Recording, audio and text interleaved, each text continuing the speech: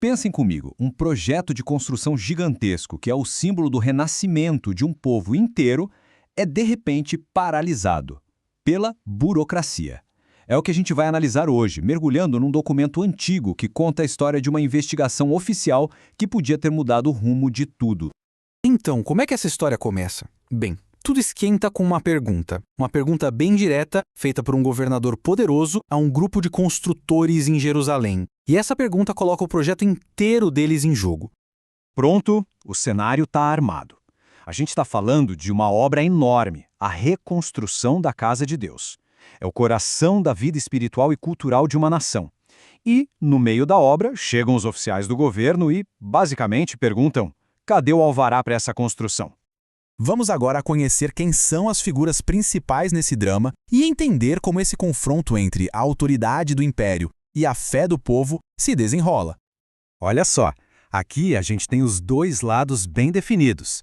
De um lado, o governador Tatenai e seus oficiais, que representam o poder do Império Persa. Do outro, os líderes da construção, Zorobabel e Jesuá, que tinham o apoio de peso dos profetas. E aqui a história tem uma virada bem interessante. O governador não manda parar tudo na mesma hora. O documento diz que os olhos de Deus estavam sobre os anciãos. E isso parece ter dado a eles a confiança para continuar trabalhando enquanto esperavam a resposta final do rei. Mas afinal, de onde veio a ideia para essa obra gigantesca? O pontapé inicial não veio de um decreto do rei, não. A ordem veio de outro lugar. A motivação por trás de tudo isso era divina. Foram as palavras, a inspiração dos profetas, Ageu e Zacarias, que fizeram o povo se mover e começar a reconstrução. Ou seja, essa reconstrução foi uma iniciativa que partiu da própria comunidade. Foi inspirada pelos líderes religiosos e tocada pelos líderes civis. E é exatamente essa a base de toda a defesa deles. E quando o governador Tatenai chega para questionar, os líderes locais não dão uma resposta simples, baseada só na fé. Que nada! Eles apresentam um argumento super detalhado, histórico, legal. Uma verdadeira aula de estratégia. A defesa deles é brilhante. Primeiro, eles estabelecem quem são e a importância daquele lugar. Eles conectam o trabalho que estão fazendo agora com a estrutura original que foi construída lá atrás por um grande rei de Israel. Eles basicamente dão uma aula de história para o governador. O argumento é claro. Eles não estão começando algo do zero, estão restaurando o que foi perdido. E, o mais importante, é uma obra que já tinha sido autorizada por um rei anterior.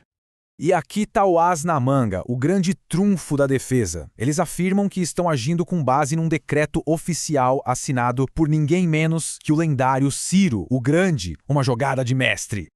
O governador Tatenai se mostra um administrador bem prudente. Em vez de tomar uma decisão ali na hora, no calor do momento, ele decide redigir um relatório formal para o rei Dario para verificar se essa história toda era verdade. E a carta dele é um modelo de relatório oficial. É imparcial, super detalhada e apresenta os fatos como eles aconteceram. E termina com um pedido bem claro. Por favor, procurem nos arquivos reais para ver se esse decreto existe mesmo. A partir daqui, a decisão não está mais nas mãos das autoridades locais. O destino do templo agora depende do que pode ser encontrado ou não num arquivo empoeirado a centenas de quilômetros de distância. E o que está em jogo aqui é gigantesco. Se o decreto for encontrado, a obra é considerada legítima. Agora, se não for, os construtores podem ser vistos como rebeldes, e o sonho de reconstruir o templo acaba ali mesmo. E é exatamente nesse ponto, com esse suspense no ar, que o relato faz uma pausa. A carta está a caminho, a ordem para procurar nos arquivos foi dada e o destino da obra mais sagrada de uma nação inteira fica em suspenso, esperando o veredito que virá da Babilônia.